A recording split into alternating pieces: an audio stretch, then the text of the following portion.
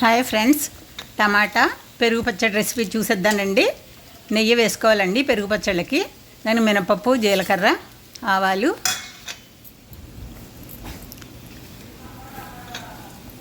వేయించుకోవాలండి.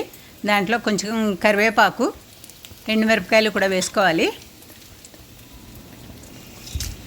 వేసుకున్న తర్వాత దోరగా వేయించుకోవాలి. పచ్చిమిరపకాయలు కూడా వేసుకోవాలి. రంగు మారే వరకు దోరగా వేయించుకోవాలండి. పోపు మంచిగా వేగితేనే ఏ పచ్చడికైనా దేనికైనా టేస్ట్ ఉంటుంది.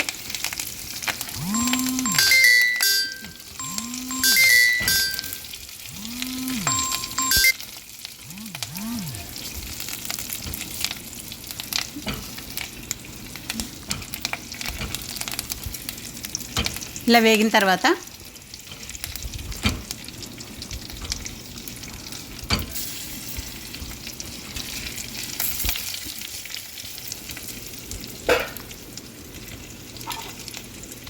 టమాటాలు, కొత్తిమీర వేసుకోవాలి.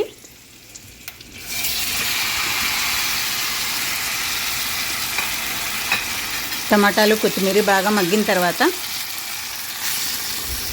దీంట్లో ఉప్పు వేస్తే తొందరగా మగ్గుతుందండి.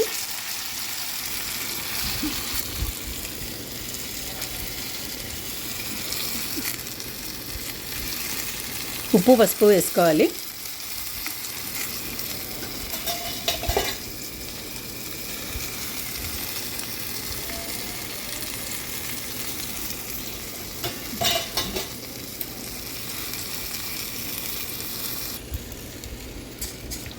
మొత్తం అన్నీ కలయబెట్టాలి. కొత్తిమీర, ఉప్పు, పసుపు మొత్తంగా కలిసిన తర్వాత మూత పెట్టుకుంటే తొందరగా మగ్గుతుంది.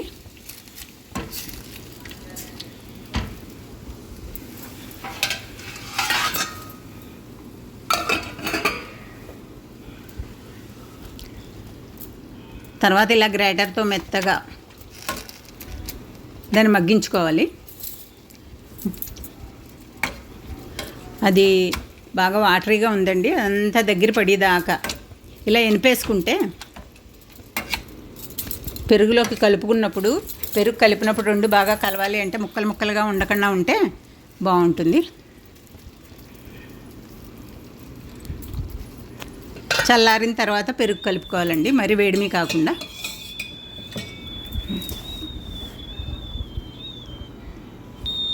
కొత్తిమీర వేసుకుంటే ఇంకా బాగుంటుందండి. కొంచెం కరివేపాకు వేసుకున్నా కొత్తిమీర వేసుకోవాలి. పెద్దవాళ్ళ అన్నంలో, చపాతీలో, పూరీల్లో అన్నింట్లోకి కూడా ఈ పచ్చడి చాలా బాగుంటుంది. టమాటా ఫ్లేవర్తో చాలా చక్కగా ఉంటాయి. చపాతీలకి అయితే అసలు చాలా టేస్ట్గా ఉంటుంది, దోశలకు కూడా, ఇడ్లీలకు కూడా.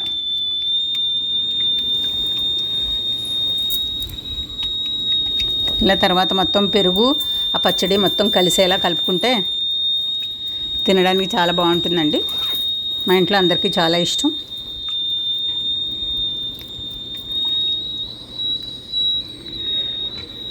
ఈ మా రెసిపీ నచ్చితే లైక్ చేయండి, సబ్స్క్రైబ్ చేసుకోండి.